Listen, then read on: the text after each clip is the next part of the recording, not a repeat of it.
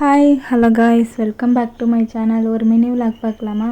இன்றைக்கி நம்ம வயலில் வந்துட்டு மறந்தடிக்க போகிறோம். நிறையா அந்த பூச்செல்லாம் உழந்துருக்கு. சப்பாத்தி பூச்சி, அந்த சிவப்பு கலர் பூச்சிலாம் நிறையாவே வந்துருச்சு. நிறைய செடியில் வந்துட்டு நிறையா வியாதி வந்திருக்கு. அதுக்காக மறந்தடிக்கலான்னு போனோம். ஃபஸ்ட்டு நம்ம நடவு நட்டுருந்தப்போ எப்படி இருந்துச்சு, அந்த மாதிரி கிளைமேட் இருந்துச்சு இன்றைக்கி. அதை எல்லாத்தையுமே கேப்சர் பண்ணிவிட்டு நம்ம தம்பியுமே நம்மளுக்கு தெரியாமல் பின்னாடியே வந்துட்டான். அப்புறம் அவனே கூட்டிகிட்டு போய் வயலில் விட்டுட்டு அப்புறம் கொஞ்சம் நேரம் வயலை சுற்றி பார்த்துட்டு இருந்தேன்.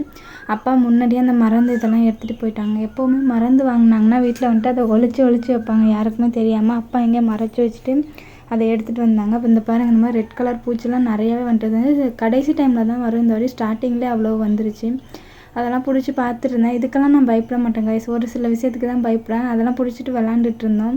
அப்புறம் பருத்தி செடியெல்லாம் சுற்றி பார்த்துட்டு போயிட்டு கொஞ்சம் நேரம் ரெஸ்ட் எடுத்துருந்தோம். தண்ணி வந்துட்டு சுத்தமாக பக்கத்தில் இல்லை. கொஞ்சம் தூரம் வாய்க்காலில் போய் தான் மோரணுங்கிறதுக்காக குடமுமே கையிலேருந்து எடுத்துகிட்டு போயிட்டேன்.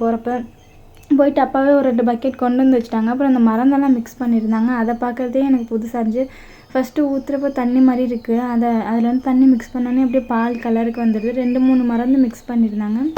அதை வந்துட்டு கையில் எங்களை டச் பண்ணவே விடலை. அவங்க மட்டும் இந்த க்ளவுஸு போடாமல் மாஸ்க் போடாமல் அதை வந்து யூஸ் பண்ணியிருந்தாங்க. என்னை பக்கத்தில் கூட விடலை. கையில் எடுத்தாலே ஏதாச்சும் ஆயிருங்கிற மாதிரி தொடவே விட மாட்டேன்ட்டாங்க. அதெல்லாம் முடிச்சுட்டு நான் பருத்தி வயலுக்குள்ள உட்காந்து அந்த நொனாப்பழம் கேள்விப்பட்டிருக்கீங்களா, அதை உட்காந்து காட்டு பூனை மாதிரி பறித்து தின்னுட்டு உட்காந்தேன். கொஞ்சம் பஞ்சு எடுத்துகிட்டு இருந்தோம். அது வெயில் தாங்க முடியல. உள்ளார உட்காந்துட்டு அந்த நொனாப்பழத்தெல்லாம் பறிச்சுட்டு வந்து சாப்பிட்டுருந்தேன். அதுக்கப்புறம் அப்பா மருந்து அடிச்சிருந்தாங்க. மருந்து அடிக்க அந்த காற்றுல வந்துட்டு எல்லாமே அவங்க மூஞ்சிக்க தான் போச்சு. மாஸ்க்கு கூட இல்லாமல் எந்த சேஃப்டியுமே இல்லாமல் மருந்து ப்ரேயர் பண்ணிகிட்ருக்காங்க.